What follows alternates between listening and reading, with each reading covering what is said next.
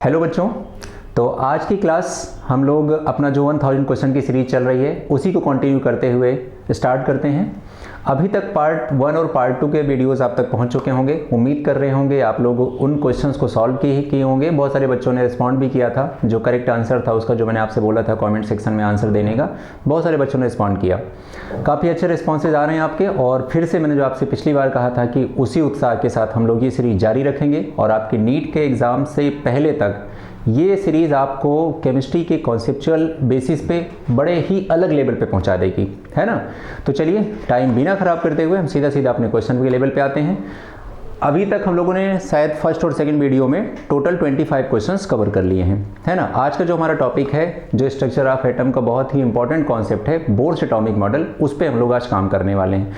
तो मैं थोड़ा सा आपको थियरी पॉइंट ऑफ व्यू से डिस्कस करूंगा, उसके बाद सीधा हम लोग क्वेश्चंस स्टार्ट कर देंगे, ठीक है ना। सब लोग रेडी हैं? चलिए स्टार्ट करते हैं। फिर बोर्स एटॉमिक मॉडल हम लोगों को करना है। अभी तक हम लोगों ने प्लैंक क्वांटम थ्योरी वगैरह के सारे क्वेश्चंस कर लिए हैं, फोटो इलेक्ट्रिक इफेक्ट के क्वेश्चंस कर लिए हैं। तो पहले मैं थोड़ा बहुत बेसिक आपको बता दूं बोर एटॉमिक मॉडल के बारे में। जितने भी क्वेश्चंस पूछे जाते होंगे मैं सब आपको रिवाइज करा दूंगा, है ना। तो शुरू करें। देखिए, सबसे पहले जो बोर एटॉमिक मॉडल था हमारे सामने, है ना, जो हमें समझाया गया था, जो हमें बताया गया था, अगर हम उसकी बात करें तो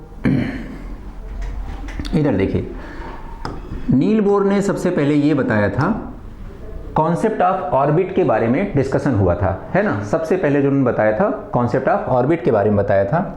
नील बोर ने ये बताया था कि जब कोई इलेक्ट्रॉन न्यूक्लियस के चारों तरफ रिवॉल्व करता है तो वो सिर्फ उन्हीं सेल में रिवॉल्व करता है जिन सेल के लिए उसका एंगुलर मोमेंटम h/2 पाई के इंटीग्रल मल्टीपल होता है।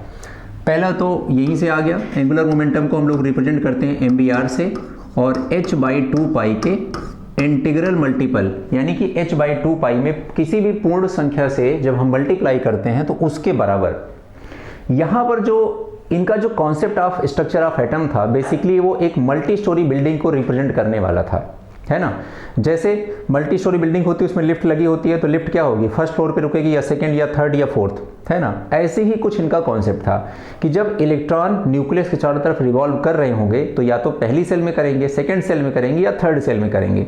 इन बिटवीन द सेल कहीं पर इलेक्ट्रॉन के पाए जाने की प्रोबेबिलिटी या पॉसिबिलिटी नहीं होगी, है ना। तो पहला एक तो यहां पर हमारे पास ये आ गया। दूसरा, आपने देखा होगा कि रदरफोर्ड से एक क्वेश्चन पूछा गया था कि अगर electron being a negative charge जब किसी पॉजिटिवली चार्ज न्यूक्लियस के चारों तरफ रिवॉल्व करता है तो क्यों नहीं वो फोर्स ऑफ अट्रैक्शन में पड़ के स्टेबिलिटी ऑफ न्यूक्लियस को डिस्ट्रॉय क्यों नहीं कर देता है। तो स्टेबिलिटी ऑफ न्यूक्लियस को एक्सप्लेन ना कर पाना रदरफोर्ड का एक बहुत बड़ा ड्रॉबैक था, और उसको इन्होंने बहुत अच्छे से एक्सप्लेन करते हुए समझाया था कि जब एक इलेक्ट्रॉन किसी न्यूक्लियस के चारों तरफ रिवॉल्व करता है तो उसका जो कूलम्बिक फोर्स ऑफ अट्रैक्शन होता है वो सेंट्रीफ्यूगल फोर्स के बराबर होता है ना। तो ये हमारे पास दूसरा था kZe² divide by r² is equal to mv²/r। इन्हीं दो कोर इक्वेशन को लेते हुए नील बोर के जितने भी डेरिवेशंस हैं सब किए गए हैं, चाहे वो बेटा रेडियस का हो, चाहे वेलोसिटी का हो, चाहे एनर्जी का हो, सब में इन्हीं दो कोर इक्वेशंस का यूज हुआ है ना। तो ये दोनों बातें हमें याद रखनी है। अब सवाल यह है कि नील बोर का जो एटॉमिक मॉडल था वो सिर्फ और सिर्फ सिंगल इलेक्ट्रॉन सिस्टम के लिए एप्लीकेबल था। मल्टी इलेक्ट्रॉन सिस्टम में नील बोर का क्लासिफिकेशन जो भी था या जो भी इनका एक्सप्लेनेशन था वो फेल हो गया था। वन इलेक्ट्रॉन सिस्टम में बेसिकली उन्होंने हाइड्रोजन या हाइड्रोजन लाइक एटम के लिए एक्सप्लेन किया था अपने एटॉमिक स्ट्रक्चर को, अपने स्ट्रक्चर ऑफ एटम को एक्सप्लेन किया था, है ना।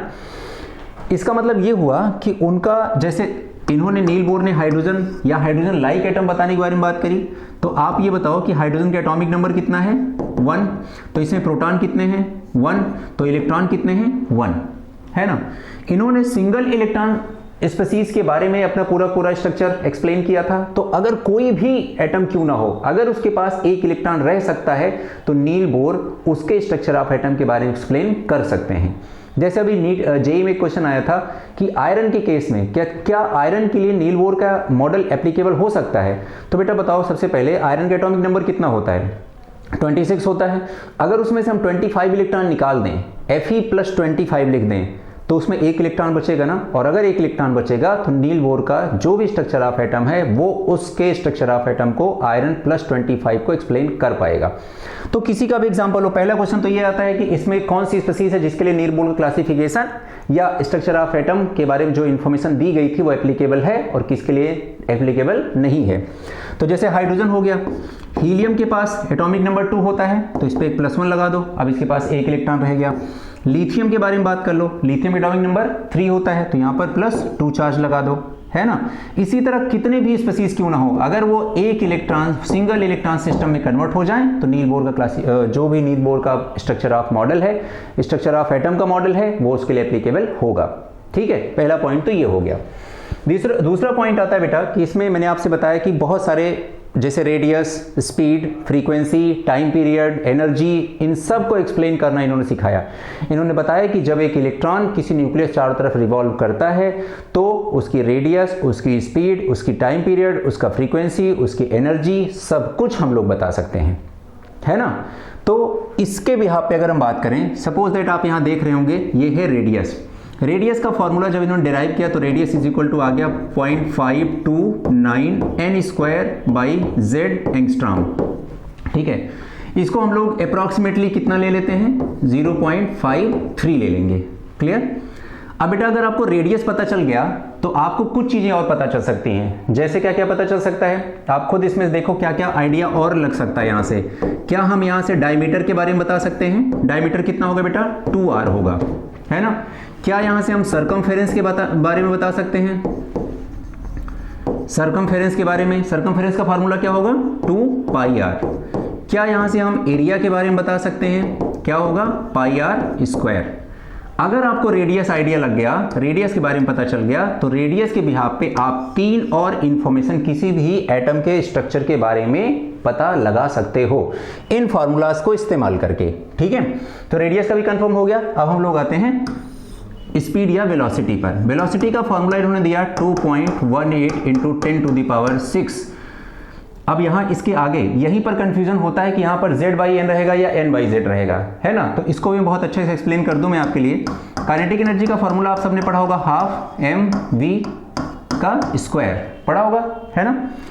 अब आपको पता है कि जो हमारी काइनेटिक एनर्जी होती है ये डायरेक्टली प्रोपोर्शनल होगी आगे चल करके z² के। तो स्पीड किसके हो जाएगी, यहां हो जाएगी z/n, मीटर/सेकेंड। ठीक है, तो ये स्पीड का हो गया। क्लियर। अब देखो बेटा, स्पीड पता चल गई या वेलोसिटी का अगर हमें फॉर्मूला पता चल गया तो हम यहां से बोल सकते हैं कि velocity directly proportional to z/n। Clear. अब जैसे अभी रेडियस से हमने 3 और चीजें फाइंड आउट करी थी, वैसे ही हम वेलोसिटी से 2 और चीजें फाइंड आउट कर सकते हैं। पहला क्या है हमारे पास, time period. t is equal to क्या होता है, 2πr/v, है ना। ये टाइम पीरियड का फॉर्मूला बन जाएगा।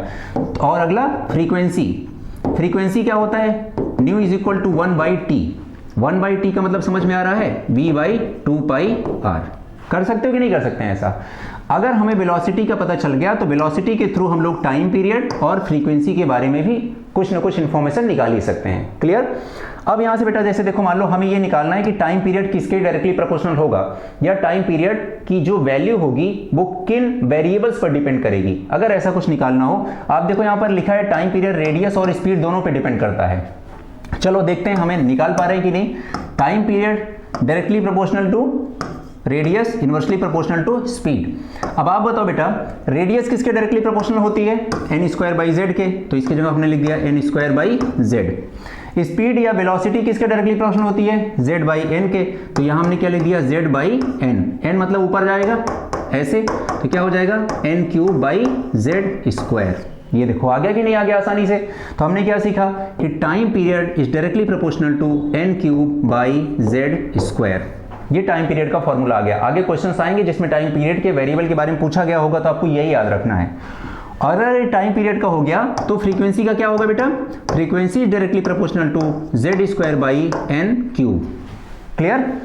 मेरे हिसाब से अब कितनी सारी चीजें हम लोगों ने कवर कर ली, रेडियस, डायमीटर, सरकमफेरेंस, एरिया, 4 ये हो गया।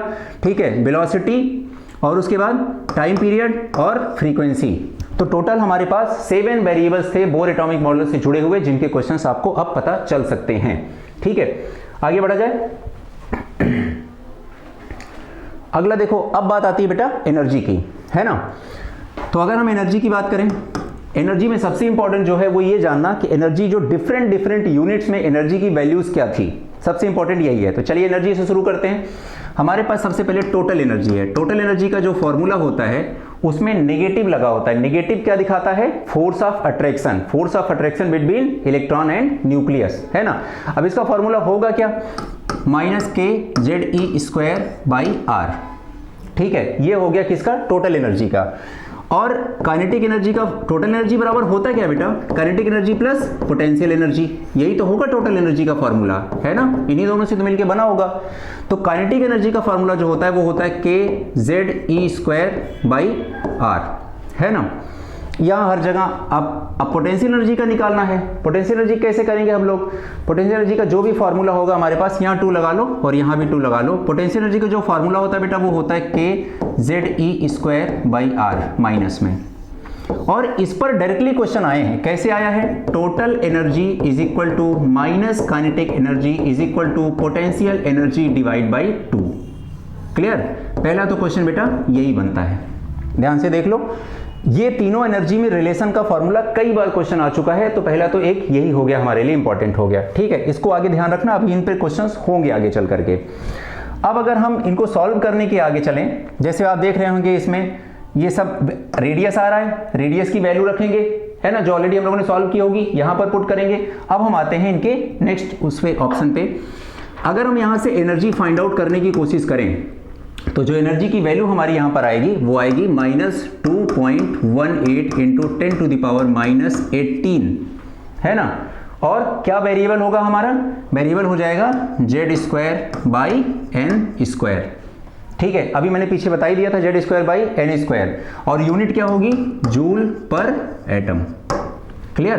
तो एक तो फॉर्मूला ये बन गया। दूसरा फॉर्मूला क्या बनेगा? E इज इक्वल टू, अब आगे देखना, -13.6 इलेक्ट्रॉन वोल्ट पर एटम, और आगे यहां पर भी Z²/n², है ना। तो ये वेरिएबल की बात कर रहे हैं। यूनिट देखते रहना, लगातार चेंज हो रही है ना। और यहां से आप ये भी समझ सकते हैं बेटा, आप सबको पता भी होगा कि 1 electron volt is equal to 1.6 into 10⁻⁻19 joule. इस वाले कन्वर्जन को यूज करके हम लोगों ने इस इक्वेशन को इस इक्वेशन में चेंज किया है। क्लियर? ये पर एटम का हो गया। अब मान लो यहां पर हमें निकालना हो इलेक्ट्रॉन एनर्जी का फॉर्मूला निकालना हो, तो ये आ जाएगा -1312 Z²/n²। अब देखना यहां आ जाएगा किलो जूल पर मोल। क्या आएगा? किलो जूल पर मोल। कैसे आया होगा बेटा ये? आप बताओ, यहां लिखा था पर एटम, हमें पता है 1 मोल में n एटम होते हैं, है ना। तो वो एवोगैड्रो नंबर का यूज करके हम लोगों ने इस फॉर्मूले को ऐसे चेंज किया होगा। क्लियर? एक और फॉर्मूला यहां बन सकता है -312 Z²/n² किलो कैलोरी पर मोल, है ना। तो यहां पर जो हम लोगों ने इस्तेमाल किया वहां Avogadro number is equal to 6 into 10⁻23, इस तरह से चेंज किया। इससे इसको बनाते समय हम सबको पता है 1 calorie is equal to 4.18 joule होता है, जिसे अप्रॉक्सीमेटली हम लोग 4.2 जूल लेते हैं, है ना। तो मैंने सारे एनर्जी के जितने भी पॉसिबल फॉर्मूलाज थे वो दिखा दिए, विद डिफरेंट यूनिट्स दिखा दिया, और किस पर डिपेंड करती है एनर्जी वो आप सबने देख लिया, है ना। अब हम लोग क्वेश्चन में बढ़े, इससे पहले हम लोग थोड़ा सा और कुछ चीज समझ लें।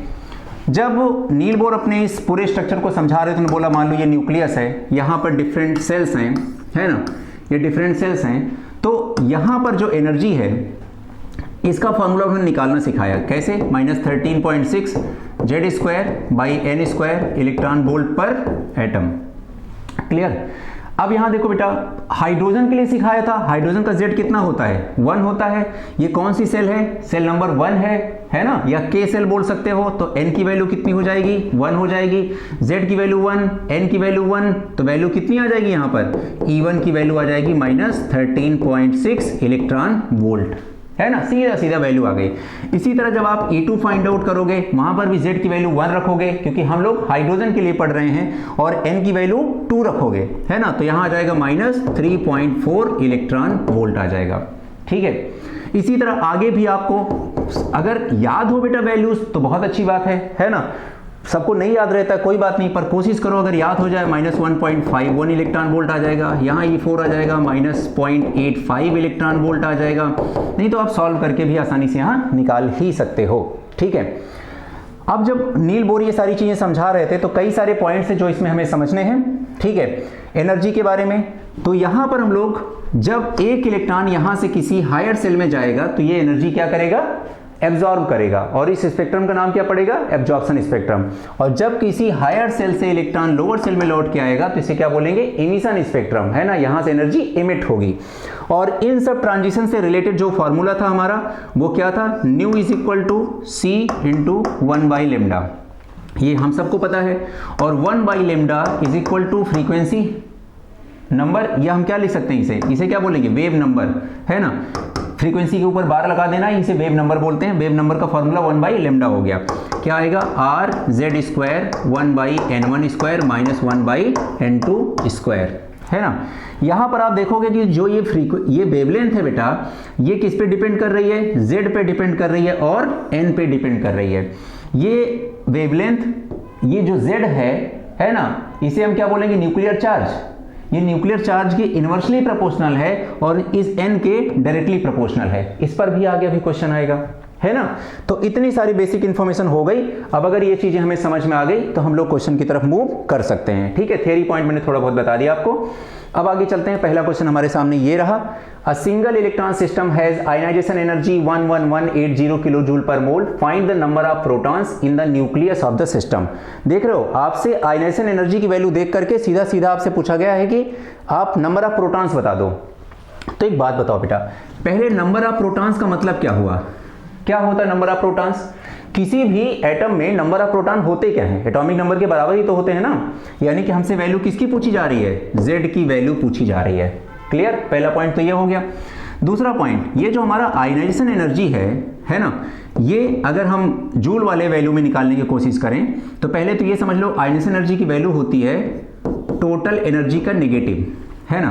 कहने का मतलब हम सबको पता है आयनाइजेशन एनर्जी क्या होती है, किसी आइसोलेटेड गैसियस एटम में से उसकी आउटर सेल से एक इलेक्ट्रॉन रिमूव करने के लिए जो हम एनर्जी बाहर से सप्लाई करते हैं वो क्या कहलाती है, आयनाइजेशन एनर्जी। मतलब वो इलेक्ट्रॉन न्यूक्लियस के कांटेक्ट से निकल करके इन्फिनिटी पे चला गया, है ना। रिप्रेजेंट करने के लिए कुछ लोग इसको ऐसा भी रिप्रेजेंट कर सकते हैं, इस तरह से, है ना। तो इस तरह से इसका रिप्रेजेंटेशन हो सकता है। तो अब हम ऐसा भी लिख सकते हैं बेटा कि ionization energy is equal to 2.18 into 10 to the power -18 Z² by n² kilo joule, है ना। और पर एटम, किलो जूल नहीं होगा यहाँ पर जूल पर एटम ऐसा लिखेंगे हम लोग, है ना। ये हो गया। अब देखो बेटा, यहाँ आयनाइजेशन एनर्जी की वैल्यू इन लोगों ने कुछ दिया है, क्या दिया है, 11180 किलो जूल दिया है। तो किलो को हटा दें, 10 टू द पावर -3 जूल। अब यहाँ पर मोल लिखा गया है, एक मोल में कितने एटम होते हैं, 6 इंटू 10 टू द पावर 23, है ना। तो ये पर एटम में आ गया, is equal to 2.18 into 10 to the power -18। ये Z², यही Z की तो वैल्यू निकालनी है हमें यार। और N, यहां पर देखो सिंगल इलेक्ट्रॉन सिस्टम है, ionization energy, find the number of protons in their nucleus to the system. तो ठीक है, सिंगल इलेक्ट्रॉन सिस्टम है, यहां पर हमने इनकी वैल्यू 1 रख दी, है ना। और जूल पर एटम, यहां से जब आप सॉल्व करोगे तो Z की वैल्यू जब सॉल्व करना तो कितनी आ जाएगी, 3 आ जाएगी, और आपका यही आंसर हो जाएगा। ठीक है, सॉल्व करके देख लेना, यहां से आंसर 3 आ जाएगा। क्लियर, तो पहला समझ में आ गया। कहां ध्यान रखना था बेटा, आपको यहां दिया था पर मोल और मैंने यहां चेंज करके उसे पर एटम रखा, पहला तो यहां ध्यान रखना है। दूसरा, जो एनर्जी का फॉर्मूला होता है टोटल एनर्जी का, उसकी पॉजिटिव वैल्यू ही आयनाइजेशन एनर्जी होगी, दूसरा यहां पर हमने ये रख दिया। ठीक है, जब इधर भी जूल पर एटम उधर भी जूल पर एटम, तो ये दोनों कैंसिल आउट हो गए। इस तरह से हमने Z की वैल्यू फाइंड आउट कर सके, है ना। चलिए क्वेश्चन नंबर 27 पे चलते हैं। क्वेश्चन नंबर 27 है, if electron jumps from n = 6 to n = 2, then total number of spectral lines obtain in the infrared region are. देखो बेटा, पहली चीज कि जब कभी भी आपसे नंबर ऑफ स्पेक्ट्रल लाइन का क्वेश्चन पूछा जाए, आपके पास एक फॉर्मूला होता है, लगभग हर बच्चे को ये पता होगा, number of spectral line is equal to delta n in bracket delta n +1 divide by 2। ये नंबर ऑफ स्पेक्ट्रल लाइन निकालने का एक फॉर्मूला है ना। अब यहां पर डेल्टा n की वैल्यू क्या होगी, n2 माइनस n1। n2 यहां पर क्या है 6 और n1 क्या है यहां पर 2 है ना। तो 6 माइनस 2, तो डेल्टा n की वैल्यू कितनी आ गई बेटा 4 है ना। तो n की वैल्यू कितनी आएगी यहां पर 4 ब्रैकेट में 4 प्लस 1 डिवाइड बाई 2। ठीक है, तो इसको सॉल्व किया हम लोगों ने, कितना आ गया यहां पर 10। ठीक है, तो टोटल लाइन यहां पर कितनी आएंगी 10 आएंगी। लेकिन क्वेश्चन ये नहीं है बेटा, क्वेश्चन में ट्विस्ट है। और क्वेश्चन क्या है कि total number of spectral line obtain in the infrared reason है ना। तो इंफ्रारेड रीजन की ही हमें लाइंस टोटल बतानी है। तो मैंने यहां पर एक छोटा सा यहां पर डायग्राम ड्रॉ किया है। आप सबको पता है ये n इज इक्वल टू 1 है, n इज इक्वल टू 2 है, n is equal to 3, n is equal to 4, n is equal to 5 और n इज इक्वल टू 6 है ना। हमें ये भी पता है कि जब कोई इलेक्ट्रॉन अपने हायर सेल से लोअर सेल में आता है तो इससे बनने वाले जो स्पेक्ट्रम है उनको बोलते हैं हम लोग इमिशन स्पेक्ट्रम। और इमिशन स्पेक्ट्रम जब भी बनेगा तो वहां से एनर्जी रिलीज होगी, और जो एनर्जी रिलीज होगी वो किसी वेवलेंथ से एसोसिएटेड होगी। और जब हम उस वेवलेंथ को जाकर के इलेक्ट्रोमैग्नेटिक रेडिएशन या इलेक्ट्रोमैग्नेटिक स्पेक्ट्रम में देखेंगे तो हम पाएंगे कि वो किसी पर्टिकुलर रीजन से बिलोंग करता होगा, है ना। तो हमें यह भी पता है कि N1 is equal to Lyman series, ये वाला बामर सीरीज है। और बामर सीरीज किस रीजन में आता है बेटा, विजिबल रीजन में आता है ना। इसके पहले वाला अल्ट्रा वायलेट, और इसके बाद वाले किस में आते हैं इंफ्रारेड, और ये किस में आता है फार इंफ्रारेड में। ठीक है, ये ऑलरेडी मैंने पिछले वाले जो वीडियो थे उसमें बता दिया था आपको, है ना। इसका कॉन्सेप्ट भी आपको समझा दिया था। अब देखिए बेटा, उसने हमसे बोला है 6 से 2 आने पर टोटल लाइन कितनी मिलेगी जो इंफ्रारेड रीजन की होंगी। अगर कोई इलेक्ट्रॉन 6 से 2 में आने की एनर्जी रखता है तो जाहिर सी बात है बेटा वो 6 से 5, 6 से 4 और 6 से 3, यहां मतलब इन सारे के सारे में आने की एनर्जी रखता जरूर होगा, है ना। इसी तरह अगर कोई वो इलेक्ट्रॉन 6 से 2 में आ सकता है तो वो 5 से भी 2 में आ सकता है, 5 से 3 में भी आ सकता है, 5 से 4 में भी आ सकता है। और इसी तरह वो यहां 4 से 2 में और 4 से 3 में भी आ सकता है, और यहां पर वो 4 से या 3 से 2 में भी आ सकता है। तो जब आप टोटल नंबर ऑफ लाइन यहां पर कैलकुलेट करेंगे तो टोटल कितनी आ जाएगी 4 यहां पर, 3 यहां पर, 2 यहां पर, 1 यहां पर, है ना। टोटल कितनी आ गई 10 आ गई, है ना। लेकिन अब हमें बताना है कि इंफ्रारेड रीजन में, तो देखो बेटा ये वाली जो लाइन है, ये वाली लाइन, ये किसके लिए है विजिबल लाइन है ना। तो विजिबल रेंज वाली हम लाइन ये हटा दें। टोटल 10 थी, उसमें से 4 हमने हटा दिया, तो 10 माइनस 4 इज इक्वल टू कितना हो गया 6। या आप वैसे भी काउंट कर सकते हैं, बाकी जितनी बची वो 6 हो गई। तो यहां पर आंसर क्या आ गया 6 आंसर आ गया। अब समझ में आ गया होगा कि आपको आंसर 10 क्यों दिया है और पहला ही ऑप्शन क्यों दिया है, क्योंकि सबसे पहले गलती यही हो सकती है कि हम total number of spectral line calculate करके वहां पर रख दें और आंसर गलत हो जाएगा, है ना। तो हमारा आंसर क्या रहेगा यहां पर 6 रहेगा, क्योंकि हमसे पूछा गया है सिर्फ और सिर्फ इंफ्रारेड रीजन की लाइंस बतानी है हमें, है ना। तो इस तरह से हमारा आंसर आ गया। अगले क्वेश्चन की तरफ मूव करते हैं। Bourse atomic model can explain, मैंने ऑलरेडी आपको एक्सप्लेन कर दिया बेटा। बोर्स एटॉमिक मॉडल सिर्फ और सिर्फ सिंगल इलेक्ट्रॉन स्पीसीज के लिए दिया गया था। तो हाइड्रोजन या हाइड्रोजन लाइक एटम्स के लिए बोर ने अपने स्ट्रक्चर ऑफ एटम को एक्सप्लेन किया था। यहां लिखा दिया spectrum of hydrogen atoms only, बिल्कुल सही बात है। तो यही हमारा आंसर हो जाएगा। मॉलिक्यूल्स के लिए नहीं था, है ना। Spectrum of an atom or ion containing 1 electron only, केवल इसके लिए तो नहीं था, और बोर ने तो स्पेशली हाइड्रोजन के लिए किया था, है ना। तो ये आंसर तो बिल्कुल गलत हो जाएगा। सोलर स्पेक्ट्रम को एक्सप्लेन उन्होंने नहीं किया था, ठीक है। तो आंसर हमारा पहला हो जाएगा। हाइड्रोजन एटम्स और सिंगल इलेक्ट्रॉन स्पीसीज याद रखना है उसमें, है ना। अगला क्वेश्चन है हमारे सामने, which of the following statements do not form a part of Bohr's model of hydrogen atom. इसमें जब आप पहला देखिए, energy of the electrons in the orbits are quantized, बिल्कुल आपको पता है जो एनर्जी होती है वो Nhν हम लोग लिखेंगे, जहां पर n की जो वैल्यू होगी वो 1, 2, 3 ऐसा कुछ भी हो सकता है, पॉसिबल, है ना। तो यहां से हमें पता चला कि एनर्जी जो होती है वो क्वांटाइज्ड होती है। 1hν, 2hν, 3hν ऐसी एनर्जी होगी। 2.5hν टाइप की एनर्जी नहीं होगी, क्योंकि ये जो एनर्जी है वो फोटॉन के बंडल्स हैं, है ना। और एक फोटॉन hν से प्रेजेंट किया जाएगा, तो हाफ फोटॉन जैसा कुछ नहीं होगा, है ना। क्वांटाइजेशन का मतलब यहां पर ये है। दूसरा पॉइंट, तो ये पहला बिल्कुल सही लिखा है। दूसरा, the electron in the orbit nearest the nucleus has the lowest energy. आपने पढ़ा भी होगा, जो E1 की एनर्जी होती है वो -13.6 इलेक्ट्रॉन वोल्ट पर एटम होती है ना। इसके बाद जब आप पढ़ेंगे E2 की तरफ बढ़ेंगे तो -3.4 इलेक्ट्रॉन वोल्ट पर एटम हो जाएगी। तो आप देख रहे हैं यहाँ पर सबसे लोएस्ट एनर्जी हमें कहाँ मिलेगी, न्यूक्लियस के पास मिलेगी। यहाँ पर साइन नेगेटिव जो लगा है उसका काम क्या है, उसका रिप्रेजेंटेशन क्या है, वो force of attraction between the electron and nucleus represent करता है। अगला है, electron revolve in the different orbits around the nucleus. Of course बिल्कुल सही करेक्ट स्टेटमेंट है ये भी हो गया। The position and velocity of the electrons in the orbit can not be determined simultaneously, है ना। बिल्कुल ये वाला जो लास्ट स्टेटमेंट है ये हाइजेनबर्ग अनसर्टेनिटी प्रिंसिपल से लिया गया है, ये बोर ने एक्सप्लेन नहीं किया था, ठीक है। तो इसको हम लोग यहाँ पे कट कर दे रहे हैं। और वो पूछ रहा है कौन सा बोर का पार्ट नहीं है, तो ये फोर्थ वाला उसका पार्ट नहीं है ना। और जो ये अनसर्टेनिटी प्रिंसिपल है, हाइजेनबर्ग अनसर्टेनिटी प्रिंसिपल है, ये del x into del p is greater or equal to h by 4 pi होता है। जहां पर इन्होंने ये बताया था कि किसी ये जो भी पार्टिकल्स होते हैं उनके लिए मोमेंटम और पोजीशन दोनों का साइमल्टेनियस एक्यूरेट मेजरमेंट पॉसिबल नहीं है ना, ये बताया था। तो आगे चलते हैं, अगला क्वेश्चन है, बहुत अच्छा क्वेश्चन है, बहुत सारी इंफॉर्मेशन देने वाला क्वेश्चन है। According to Bohr's atomic model theory, यहां पर लिखा है kinetic energy of the electron is directly proportional to z square divide by n square. ये बिल्कुल सही है। अभी पीछे मैंने आपको सारे फॉर्मूला एक जगह पे नोट भी करा दिया था। The product of velocity of the electron and principal quantum number, तो आपको पता है बेटा v डायरेक्टली प्रोपोर्शनल टू क्या होता है, z बाई n, है ना। तो आपको अगर v और n का मल्टीप्लाई कर दोगे तो v n directly proportional to क्या हो जाएगा, z, है ना। और यहां क्या लिखा है, v n directly proportional to z square, तो ये क्या हो गया, इनकरेक्ट हो गया, ठीक है।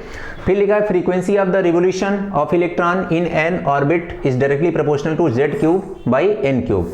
फ्रीक्वेंसी का भी फंडा मैंने आपको भी सिखा दिया है ना। फ्रीक्वेंसी के बारे में आपसे बताया था मैंने कि frequency is equal to 1/t, है ना।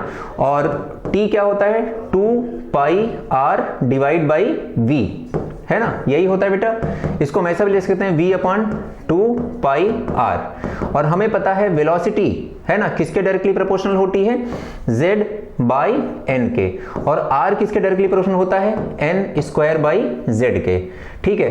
तो अगर हम इसके अकॉर्डिंग बात करने लगे तो ये हो जाएगा z by n into n square, और ये ऊपर आ जाएगा z, तो ये क्या हो जाएगा बेटा, z square divide by n cube, इसके डायरेक्टली प्रोपोर्शनल होगा। तो ये एग्जैक्ट क्या हो जाएगा, z square divide by n cube.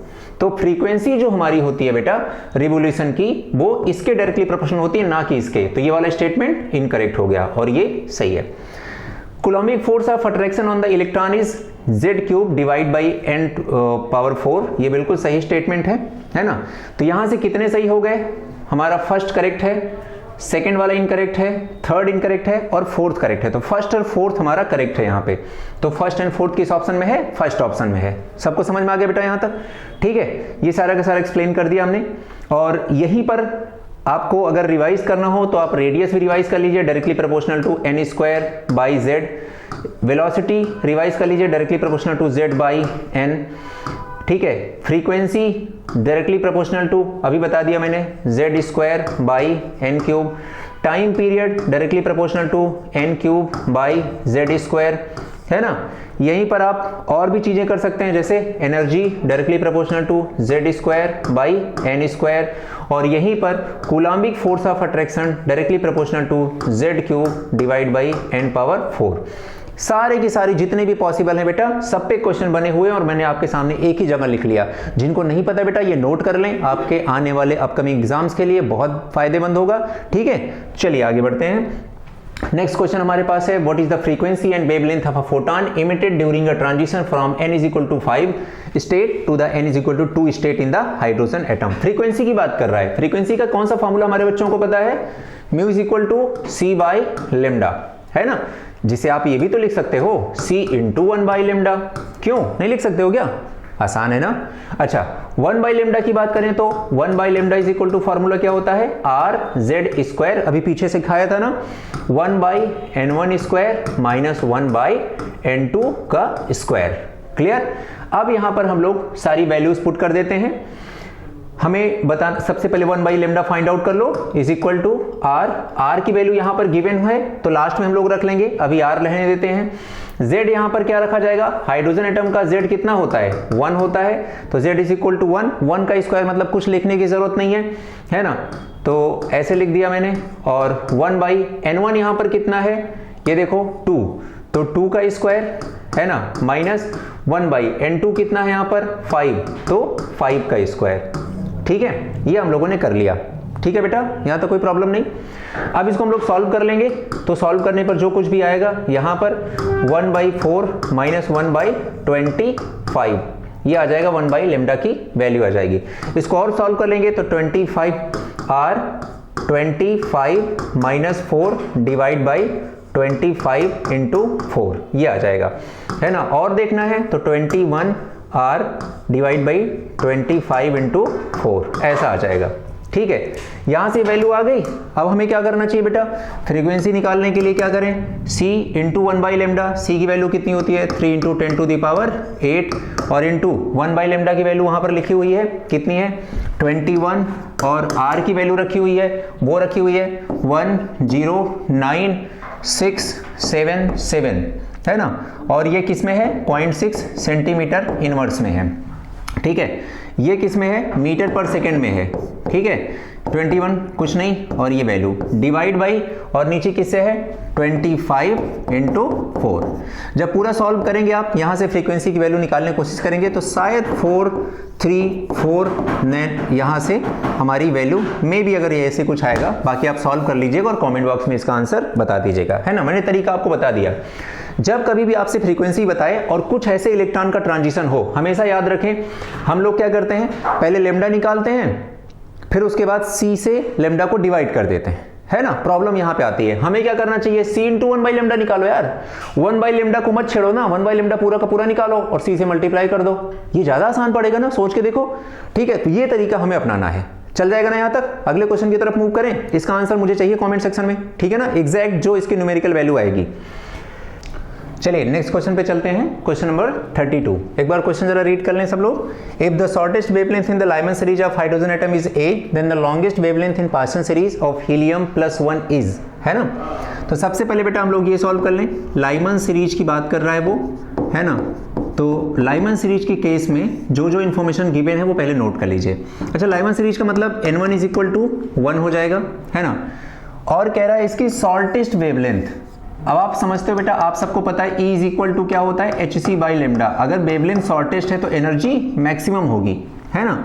और एनर्जी मैक्सिमम का मतलब क्या हुआ, आप जरा सोचो, N1 इज इक्वल टू 1 है तो फर्स्ट सेल से सेकंड सेल जाने में ज्यादा एनर्जी लगेगी कि फर्स्ट सेल से इन्फिनाइट जाने में, इन्फिनिटी जाने में ना।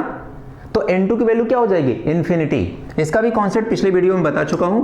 तो N2 की वैल्यू यहां हो जाएगी इन्फिनिटी। साथ में यह हाइड्रोजन एटम है तो यहां पर Z की वैल्यू कितनी हो जाएगी 1, और यहां पर दिया है वेवलेंथ की वैल्यू दी गई है A, तो यहां पर वेवलेंथ की वैल्यू दी गई है A। इतनी सारी इंफॉर्मेशन हमें, ठीक है, गिवन है। क्लियर। तो चलो सॉल्व करते हैं। 1 by lambda is equal to R Z square 1 by N1 square minus 1 by N2 square, ये फॉर्मूला लग जाएगा।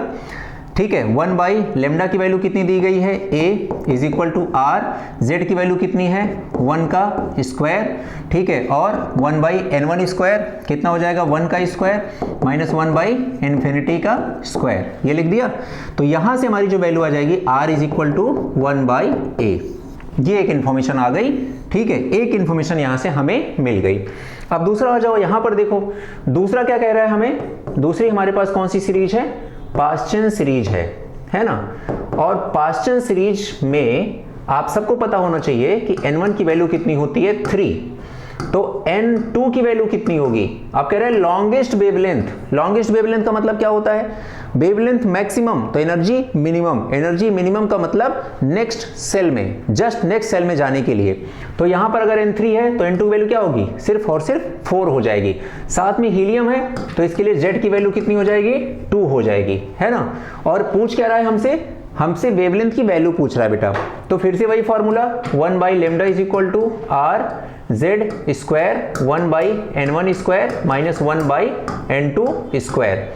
1 बाई लेमडा ये वैल्यू में फाइंड आउट करनी है, इज इक्वल टू आर की वैल्यू कितनी है 1 बाई ए और जेड की वैल्यू कितनी है 2, तो 2 का स्क्वायर कर देंगे यहां पर, है ना। और 1 बाई N1 की वैल्यू कितनी है 3 का स्क्वायर मतलब 9 और यहां पर इसका स्क्वायर 16, 4 का स्क्वायर 16, है ना। अब सॉल्व कर लीजिए यहां से 1 by lambda is equal to ये कितना हो जाएगा 4 बाई ए, है ना। दूसरा यहां पे आगे 16 इंटू 9 कर लीजिए, है ना। तो ये कितना हो जाएगा 16 माइनस 9 हो जाएगा, ठीक है। ये कितना आ जाएगा, ये आ जाएगा 4 divide by A into 7 divide by 16 into 9, है ना। अब ये 4 और यहां पर 4 हो गया, ठीक है। तो कितनी वैल्यू आ गई 1 by lambda is equal to 7 divide by 9 और 4 मल्टीप्लाई करो 36a। तो लेमडा की वैल्यू कितनी आ जाएगी बेटा यहां से 36 डिवाइड बाई 7a, ये वैल्यू आ गई। तो यहां पर देखो कहां पर लिखा है 36a डिवाइड बाई 7। आंसर आ गया समझ में बेटा। बहुत क्लियरली मैंने दोनों पार्ट को अलग अलग सॉल्व किया है ना। बस यहां पर जो ध्यान देने वाली बात थी कि लॉन्गेस्ट और शॉर्टेस्ट वेवलेंथ से हम कैसे N2 को कोरिलेट करेंगे उसका कॉन्सेप्ट भी पिछले वीडियो में बता दिया था, तो यहां से कोरिलेट करना है बेटा। नेक्स्ट क्वेश्चन है हमारे पास, splitting of spectral line in the magnetic field is called, ठीक है। तो बेटा देखो जो हमारे पास जैसे मान लो ये सब चीजें ऐसे ड्रॉ करी हमने, यहां से एक इलेक्ट्रॉन यहां जा रहा है या यहां से इलेक्ट्रॉन यहां जा रहा है ना। तो ये जो इलेक्ट्रॉन के फुटप्रिंट्स होते हैं इन्हीं को हम स्पेक्ट्रम बोलते हैं बेसिकली, है ना। तो ये जो स्पेक्ट्रम है अगर हम इलेक्ट्रिक फील्ड और मैग्नेटिक फील्ड अप्लाई कर देंगे तो ये जो स्पेक्ट्रल लाइन है ये स्प्लिट कर जाएगी, ठीक है ना। किसके प्रेजेंस में, इलेक्ट्रिक और मैग्नेटिक फील्ड की प्रेजेंस में।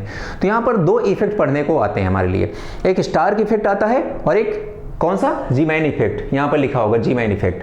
तो इलेक्ट्रिक फील्ड की प्रेजेंस में अगर ये स्पेक्ट्रल लाइन स्प्लिट करती हैं तो इसे बोलते हैं स्टार्क इफेक्ट, और मैग्नेटिक फील्ड की प्रेजेंस में अगर स्प्लिट करती हैं तो बोलते हैं जी-मैन इफेक्ट। तो आंसर यहां पर क्या हो जाएगा जी-मैन इफेक्ट। एक बात और यहां पर हम सब बच्चों को जो याद रखनी है वो याद रखनी है कि इन दोनों इफेक्ट को बोर साहब ने अपनी एटॉमिक स्ट्रक्चर की थियरी में एक्सप्लेन नहीं किया था, आगे के लिए बात को याद रखना। तो अगले क्वेश्चन पे चलते हैं हम लोग, 33 हो गया, 34 पे चलते हैं। According to the Bohr's atomic theory which of the following transition in the hydrogen atom will give rise to the least energetic photon. अब देखो हम सबको पता होना चाहिए, ध्यान से देखो मैं आपको एक छोटी सी ट्रिक सिखाता हूं बेटा। यहां पे ऐसे क्वेश्चन को बहुत सारे बच्चे 1 से 1.5 पेज में सॉल्व करते हैं, है ना। सॉल्यूशन भी देखोगे तो आपको ऐसे ही दिया गया होगा, और हमें अपने बच्चों को बिल्कुल सॉल्व नहीं कराना, पेन नहीं उठाना, सीधा सीधा आंसर टिक करना है। आइए देखते हैं कैसे। ये न्यूक्लियस है, यहां पर ये N1 इज इक्वल टू 1 2 3 4 और 5 सब नोट कर लिया हम लोगों ने। यहां पर एनर्जी की जो वैल्यू होती है -13.6 इलेक्ट्रॉन वोल्ट होगी।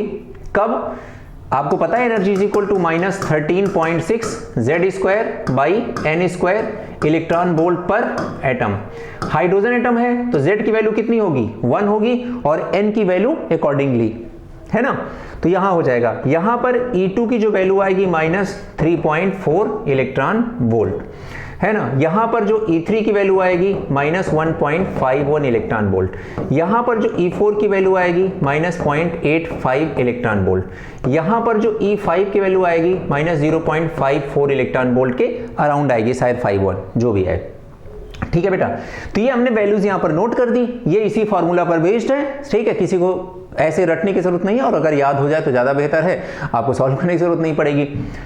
अब मान लो बेटा कोई इलेक्ट्रॉन इस फर्स्ट सेल से सेकंड सेल में जाता है, सोच के देखो।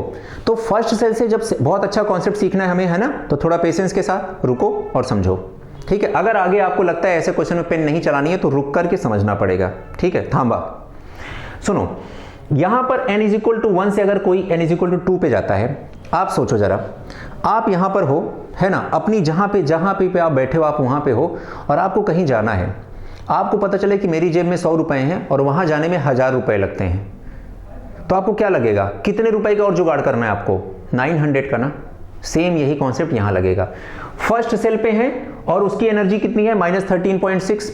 जहां जाना है उसकी एनर्जी कितनी है, -3.4। तो अगर मैं फर्स्ट सेल से सेकंड सेल पे कोई इलेक्ट्रॉन जाना चाहेगा तो पहली बात तो लोअर लेवल से हायर लेवल पे जा रहा है तो एनर्जी एब्जॉर्ब करनी पड़ेगी। कितनी करनी पड़ेगी, इसके और इसके डिफरेंस के बराबर करनी पड़ेगी। और जब आप निकालोगे दोनों का डिफरेंस तो कितना आ जाएगा, 10.2 इलेक्ट्रॉन वोल्ट आ जाएगा। ठीक है।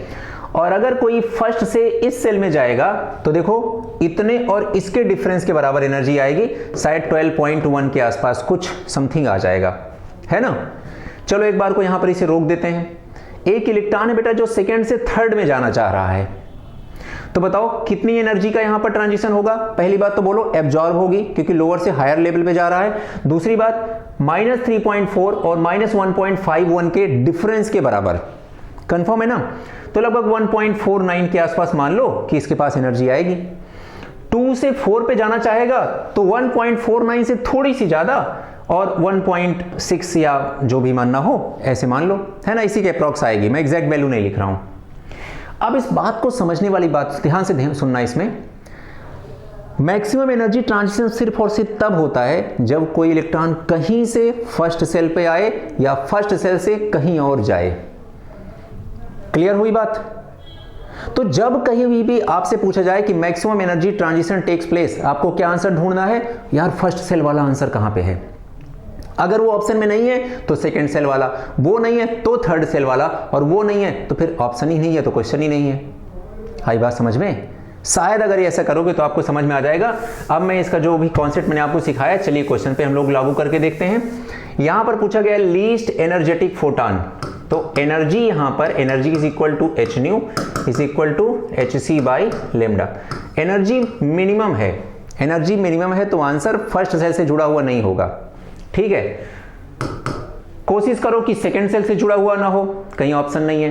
थर्ड सेल से जुड़ा हुआ ना हो, ठीक है, वो भी नहीं है। मतलब जितना दूर करो कि दूर से दूर का जो भी आंसर हो।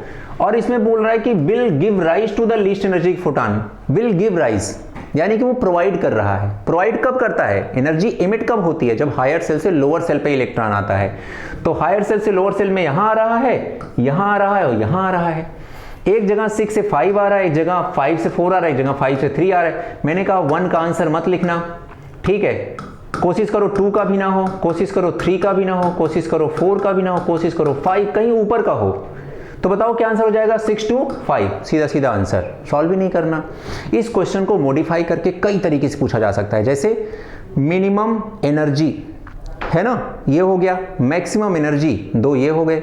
Minimum wavelength, maximum wavelength. Minimum frequency, maximum frequency. तो जब भी आपसे वेवलेंथ पूछे, फ्रीक्वेंसी पूछे, सबको आप एनर्जी से कनेक्ट करा दो। क्लियर। और एनर्जी के बिहाफ पे ऐसा देखो कि मैक्सिमम एनर्जी ट्रांजिशन सिर्फ और सिर्फ तब होगा जब ट्रांजिशन फर्स्ट सेल से जुड़ा हुआ हो। अगर फर्स्ट सेल किसी ऑप्शन में नहीं है तो सेकंड सेल, वो नहीं है तो थर्ड सेल, इस तरह से ढूंढना है। ठीक है ना। 34 क्वेश्चन हो गया, समझ में आ गया आंसर। अगला चलते हैं। Which of the following electron transition in hydrogen atom will require the largest amount of energy. तो अब हर बच्चे को पता चल गया होगा लार्जेस्ट अमाउंट ऑफ एनर्जी मतलब कौन सी सेल से जुड़ा हुआ आंसर, फर्स्ट सेल से। और फर्स्ट सेल से तो यार यहां भी है और यहां भी है। अब क्या करें, ठीक है। देखो रिक्वायर कह रहा है, रिक्वायर मतलब उसको जरूरत है, यानी कि वो एनर्जी एब्जॉर्ब करेगा, वो एनर्जी लेगा। और एनर्जी जब वो लेगा, एब्जॉर्ब करेगा, तो एब्जॉर्प्शन कब होता है, जब लोअर सेल से हायर सेल में इलेक्ट्रॉन जाता है। क्लियर है ना। तो लोअर सेल से हायर सेल वाला ढूंढ लो। देखो 1 से 2 है ना, तो आंसर क्या हो जाएगा 1 से 2। ये क्यों नहीं होगा, क्योंकि ये तो इंफिनिटी से 1 पे आ रहा है। ये तो इमिट करेगा, ये तो एनर्जी प्रोवाइड करेगा, ये एब्जॉर्ब क्यों करेगा, इसको एनर्जी की जरूरत कहां है। ठीक है ना। तो इस वर्ड से हम लोगों ने डेसिफर कर लिया, डिकोड कर लिया इस क्वेश्चन का आंसर क्या होगा। कंफर्म एक आंसर होना तो इसी दोनों में से था। ठीक है ना। ऐसे इस क्वेश्चन को सॉल्व किया करेंगे हम लोग। आगे बढ़िए क्वेश्चन नंबर 36 पे। The wavelength of a spectral line for an electronic transition is inversely related to. मैंने अभी आपको सिखा दिया था कि 1 by lambda is equal to R Z square 1 by n1 square minus 1 by n2 square. तो आप देखेंगे कि यहाँ जो वेवलेंथ है वो डायरेक्टली प्रोपोर्शनल है 1 बाई n स्क्वायर के, है ना। 1 बाई लेमडा, है ना। तो lambda is directly proportional to n square, ऐसा मान सकते हैं। And lambda is inversely proportional to Z square. देख लो यहां से वेवलेंथ और जेड एक दूसरे के इनवर्सली प्रोपोर्शनल हैं, जबकि वेवलेंथ और एन एक दूसरे के डायरेक्टली प्रोपोर्शनल हैं, ठीक है। और जेड को हम किस नाम से जानते हैं? जेड को और क्या बोल सकते हो? Nuclear charge. तो electronic transition inversely related to क्या हो जाएगा? 1 by lambda is directly proportional to Z square, या फिर Z is inversely proportional to, या ऐसे, है ना। तो आंसर क्या हो जाएगा? बी। क्लियर? आगे बढ़ते हैं। If the radius of second orbit of He+1 is x picometre, then find radius of third orbit of beryllium +3। बहुत आसान बेटा, आप सबको पता है radius is equal to 0.53 n square by Z angstrom, and radius is directly proportional to n square by Z angstrom, है ना। तो अगर हमें अब इन दोनों को सॉल्व करना है तो सबसे पहले ये देखो सेकेंड ऑर्बिट ऑफ हीलियम +1, तो इसको जरा देखो क्या लिखे यहाँ पर। सेकेंड ऑर्बिट का मतलब n की वैल्यू 2, हीलियम है तो z की वैल्यू 2, और रेडियस की वैल्यू कितनी है? x पिकोमीटर, है ना। फिर हमसे कह रहा है किसके लिए निकालना है? थर्ड ऑर्बिट ऑफ बेरिलियम +3, तो थर्ड ऑर्बिट तो n की वैल्यू 3 हो गई। क्लियर? अच्छा, बेरिलियम है तो z की वैल्यू क्या हो जाएगी? 4, ठीक है। और क्या रेडियस, इसकी वैल्यू तो हमें फाइंड आउट करना है। तो चलो अब क्या करें, देख लो। रेडियस ऑफ हमारे पास पहला कौन था? Helium, divide by radius of beryllium, ठीक है। बेरिलियम +3 और हीलियम +1 इज इक्वल टू, यहां पर क्या लिखें? n स्क्वायर, n का स्क्वायर आपको पता है 2 का स्क्वायर, डिवाइड बाई z कितना है? 2, इनटू इसका n क्या होगा बताओ? 3 का स्क्वायर, डिवाइड बाई z की वैल्यू कितनी है? 4। क्लियर है? तो ये 4 यहां से हटा के हम यहां रख सकते हैं, है ना। तो ये क्या हो गया? 2 आ गया, ठीक है। ऊपर कितना आ गया? 8, और नीचे कितना आ गया? 9, ठीक है। तो ये हमारे पास आंसर आ गया। अब आपके पास आ गया R हीलियम +1, यहां 9 is equal to 8 R beryllium +3। जिसका जो पूछे बेटा उस हिसाब से आप आंसर फाइंड आउट कर सकते हो, ठीक है। समझ में आ गया ना? स्टेप बाय स्टेप चलो चीजों में बहुत आसानी से पता चल जाएगा। मैं बता रहा हूं बेटा, बोर्स एटॉमिक मॉडल पे मैक्सिमम क्वेश्चन जो होते हैं वो डिपेंड करते हैं सीधा सीधा कि कौन किसके डायरेक्टली प्रोपोर्शनल, कौन किसके इनवर्सली प्रोपोर्शनल, उस पे बेस्ड होते हैं। और मैंने सब कुछ आपको सिखा रखा है, एक एक फैक्ट जो आपके इवन नोट्स में भी नहीं होंगी वो चीजें भी यहां मैंने बता रखी हैं, है ना। चलिए आगे बढ़ते हैं। क्वेश्चन नंबर 38 एक अच्छा क्वेश्चन है बेटा। Read the given statement regarding the structure of atoms. चलिए पढ़ते हैं। Rutherford's gold foil experiment can not explain the line spectrum of hydrogen atom. बेटा रदरफोर्ड सच में नहीं एक्सप्लेन कर पाए थे, क्योंकि ये जो spectrum of line spectrum hydrogen spectrum की स्टडी थी ये बोर से जस्ट पहले आई थी, रदरफोर्ड के बाद आई थी, है ना। रदरफोर्ड ने ये चीज एक्सप्लेन नहीं की थी। रदरफोर्ड ने क्या काम किया था? न्यूक्लियस की डिस्कवरी की थी, है ना। अल्फा स्कैटरिंग एक्सपेरिमेंट किया था, न्यूक्लियस की साइज और एटम की साइज के बारे में बात करी थी, यही सब तो किया था ना, ठीक है। तो ये बिल्कुल सही पॉइंट लिखा है। Bohr's theory was unable to explain the splitting of spectral line in the presence of magnetic field, यानी कि जीमैन्स इफेक्ट अभी जो पढ़ा था ये बिल्कुल एक्सप्लेन नहीं कर पाए थे। मैंने कहा ना जीमैन्स इफेक्ट ना Stark effect. Splitting of spectral line in presence of electric field is known as Stark effect and this effect is not explained by was not explained by Bohr's atomic model theory। आगे बढ़ते हैं। Bohr's model of hydrogen atom contradict Heisenberg uncertainty principle। ये कैसे आप समझोगे? देखो यार, नील Bohr ने तो बता दिया था, नील बोर ने बता दिया था कि रेडियस का फॉर्मूला होता है 0.53 n square by Z angstrom. Niels Bohr ने बता दिया था कि velocity is equal to 2.18 into 10⁶ z by n metre per second. ये नील बोर ने बताया था। इन्होंने बताया था कि हम एक इलेक्ट्रॉन की जो पोजीशन होती है, जो स्पीड होती है, उसको लोकेट कर सकते हैं, उसको आइडेंटिफाई कर सकते हैं, है ना। ये नील बोर ने बताया था। जबकि हाइजेनबर्ग क्या कहते हैं? वो कहते हैं कि किसी भी जो रिवॉल्विंग इलेक्ट्रॉन है उसकी पोजीशन या मोमेंट और मोमेंटम दोनों एक साथ एक्यूरेटली मेजर करना पॉसिबल नहीं है। तो बताओ कंट्रोडिक्शन हुआ कि नहीं हुआ? यहाँ पे हाइजेनबर्ग कह रहे हैं कि नहीं आप बता सकते एग्जैक्टली, नील बोर कह रहे हैं अरे हमारे पास तो न्यूमेरिकल डेटा है हम तो बता देंगे। तो कॉन्ट्राडिक्शन हुआ कि नहीं हुआ यहाँ पे? तो ये जो लाइन लिखी कि Bohr model of hydrogen atom contradicts Heisenberg uncertainty principle, ये पॉइंट भी बिल्कुल सही है। आगे लिखा हुआ है Bohr's theory accounts for the stability and line spectrum of Li+1 ion. मैंने अभी आपको क्या सिखाया कि बोर्स थियरी एग्जैक्टली किसके लिए थी? सिंगल इलेक्ट्रॉन स्पीशीज के लिए थी, मल्टी इलेक्ट्रॉन स्पीशीज के लिए नहीं थी। Li+1 में क्या 1 इलेक्ट्रॉन है? आप बताओ, Li का एटॉमिक नंबर कितना होता है? 3 होता है, और एक इलेक्ट्रॉन निकल गया Li+1 में तो कितने बचे? 2 इलेक्ट्रॉन। ये तो मोर देन 1 इलेक्ट्रॉन हो गया, इसके लिए बोर एटॉमिक मॉडल नहीं था रिस्पॉन्सिबल। तो ये आंसर क्या हो गया? गलत। फिर कह रहा है इसमें कौन कौन सा करेक्ट है? तो हमारा फर्स्ट, सेकेंड और थर्ड तीनों स्टेटमेंट हमारे करेक्ट हैं। तो आंसर क्या हो जाएगा? फोर्थ हो जाएगा। उम्मीद करते हैं इस क्वेश्चन में मजा आया होगा समझ के, कॉन्सेप्चुअल क्वेश्चन है। नेक्स्ट क्वेश्चन हमारे पास 39, if ratio of radius of second orbit of hydrogen atom is 1:4 then orbit may be. तो अब हमें पता है radius is directly proportional to n² होता है बेटा। चूंकि हाइड्रोजन एटम ही है तो z इज इक्वल टू क्या हो जाएगा? 1। तो r डायरेक्टली प्रोपोर्शनल टू क्या हो जाएगा? n²। ये तो पता चल गया। अब मान लो हमने लिखा R1/R2 है ना, और R1/R2 इज इक्वल टू क्या हो जाएगा? n1² का स्क्वायर हो गया है ना। तो ये रेशियो जो है 1:4 के बराबर है। अब ये 1:4 के बराबर क्या हो सकता है? जब n1/n2 इज इक्वल टू 1/2 हो। तो n1 और n2 की वैल्यू 1 और 2 हो सकती है, और हमें पता है फर्स्ट सेल को क्या बोलते हैं? K सेल, और सेकंड सेल को क्या बोलते हैं? L shell. तो या तो ये K और L हो, है ना, पहला पॉइंट। अच्छा, दूसरा पॉइंट क्या हो सकता है? बताओ ये वैल्यू और कब क्या हो सकती है? यहां पर देखो लिखा है, मैं यहां पर एक लाइन ड्रॉ कर देता हूं, ये KLMNO ऐसे लिख दिया मैंने, है ना। तो बताओ ये K के लिए 1 होता है, इसके लिए 2, इसके लिए 3 और इसके लिए 4। तो L के लिए कितनी है? 2, और N के लिए वैल्यू कितनी है? 4, है ना। तो ये बेटा सेम 1/4 वैल्यू तो तब भी हो सकती है ना। कब? जब इसकी वैल्यू 2 हो, इसकी वैल्यू 4 हो, तब भी तो हो सकती है ना।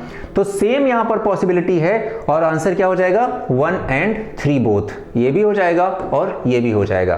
ठीक है, रख करके देखिए, उम्मीद करते हैं समझ में आ गया होगा। 39 के बाद क्वेश्चन नंबर 40 पे चलते हैं। The radius of which of the following orbit is same as that of first Bohr's orbit of hydrogen atom. तो आप लोग बता सकते हो इसमें आसानी से किसके रेडियस के बराबर। तो सबसे पहले यहां पर जो लिखा है फर्स्ट बोर ऑर्बिट, यानी कि n is equal to 1, hydrogen atom तो z इज इक्वल टू 1, और इसकी रेडियस निकाल लो 0.53 n²/z। n की वैल्यू 1, z की वैल्यू 1, तो वैल्यू कितनी आ जाएगी? 0.53 एंगस्ट्रॉम विद यूनिट। यूनिट बहुत इंपॉर्टेंट है, ठीक है। अब यहां रख करके देखो, चलो मान लो मैंने इसमें पुट कर दिया वैल्यू, है ना। तो मैं लिखूंगा radius is equal to 0.53, n की वैल्यू कितनी है? 2, तो यहां क्या लिखेंगे? 2 का स्क्वायर, है ना, डिवाइड बाई बेरिलियम के लिए z कितना होता है? 4 होता है ना, तो यहां हमने 4 रख दिया। तो ये क्या हो जाएगा? देखो 2:2, ये भी 4, ये भी 4, कैंसिल आउट हो जाएगा। कितना आ जाएगा? 0.53 एंगस्ट्रॉम। तो आंसर क्या हो जाएगा? 4th। और आपको ऐसे 1 by 1 करके रखना पड़ेगा, है ना। तो चलिए क्वेश्चन नंबर 40 तक हम लोग पहुंच गए हैं। उम्मीद करते हैं आप सबको ये क्वेश्चन समझ में आ रहे होंगे, है ना। मैंने पहले भी कह दिया बेटा, लगातार हमारे साथ साथ इन क्वेश्चंस में लगे रहो। जिन क्वेश्चंस के बारे में आपसे पूछता हूं कि इसका न्यूमेरिकल डेटा, आप नीचे कमेंट सेक्शन में लिखो, वो भी लिखो। अपना जो यूट्यूब चैनल है इसमें लगातार कम्युनिकेशन का इसे एक जरिया बनाओ, है ना। हम बहुत सारे बच्चे होंगे जो हम पर्टिकुलर हम डायरेक्टली उनसे मिले नहीं होंगे, फेस टू फेस जानते नहीं होंगे, बट स्टिल ये एक ऐसा मीडियम हो सकता है जिससे हम कम्युनिकेट कर सकते हैं कहीं पर भी बैठ करके, है ना। अभी हम लोग स्ट्रक्चर ऑफ एटम के क्वेश्चन की प्रैक्टिस कर रहे हैं, और मेरी कोशिश ये है कि मैं क्वेश्चन की क्वालिटी को मेंटेन रखूं। आप देख रहे होंगे ये क्वेश्चन भी IIT JEE 2004 का था, है ना। तो मोस्टली क्वेश्चन, अच्छे क्वेश्चंस प्रैक्टिस कराने की कोशिश कर रहा हूं। छोटे मोटे क्वेश्चन तो प्रैक्टिस आप लोग नॉर्मली आप करते ही रहते हो, है ना। क्वेश्चन का लेवल मेंटेन रखना है एग्जामिनेशन में, ताकि हम अच्छे कॉन्सेप्चुअल मोड के साथ जा सकें, पार्टिसिपेट कर सकें, अच्छे रिजल्ट्स ला सकें। तो हमारी कोशिश यही है ना बेटा। तो जल्दी से जल्दी ज़्यादा से ज़्यादा बच्चे इससे जुड़ने की कोशिश करो, एक दूसरे को ज़्यादा से ज़्यादा बच्चों तक शेयर करो, और सब लोग मिलजुल कर, हम और आप मिलजुल कर इस कारवां को आगे बढ़ाते हैं और सिलेक्शन के लिए लग जाते हैं, ठीक है। तो हमारा जो मिशन व्हाइट कोट है 2022, उसके लिए हम सब एक साथ लगेंगे, एक साथ कोशिश करेंगे और एक साथ सेलेक्ट होंगे, ठीक है। ओके बेटा, बाय बाय, मिलते हैं छोटे से ब्रेक के बाद।